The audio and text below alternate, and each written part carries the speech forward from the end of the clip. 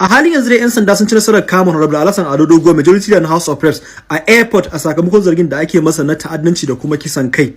In takaice muku ma a halin yanzu yana prison ga musabbabin dalili ko kuma in ce abubuwan da ya kamata ku sani.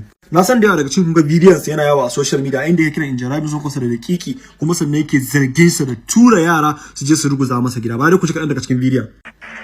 Ya sani ko lokacin da muka yi majalisar tarayya tare da kwamfuso ya san dakiki ne shi kwakwalwarsa bata kai tawa.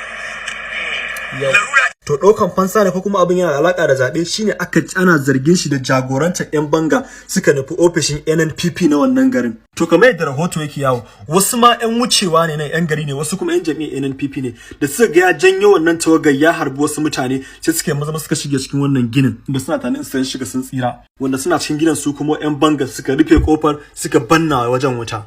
Wannan mahaifiyar ɗaya daga cikin wanda aka harba a ciki ne nan ya zo guduwa wasu kuma suka shige cikin wannan gidan. Bara ku ji kaɗan daga bakinta. Dan ado ne idan ga rawa da jini a titi. Sakamakon da zai wa 'yan tudun wadai kenan to Allah ya ninka mai abin da imana. Ɗaya daga cikin wanda suka tsira daga cikin abin su ma sun to sun yi bayani bara ku ji kaɗan daga ciki.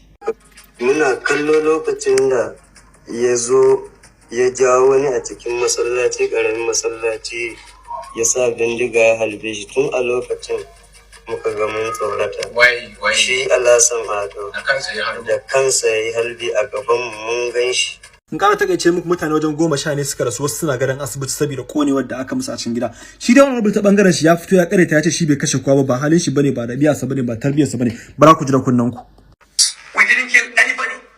It is not in me. It is not in my character. I know what a life means.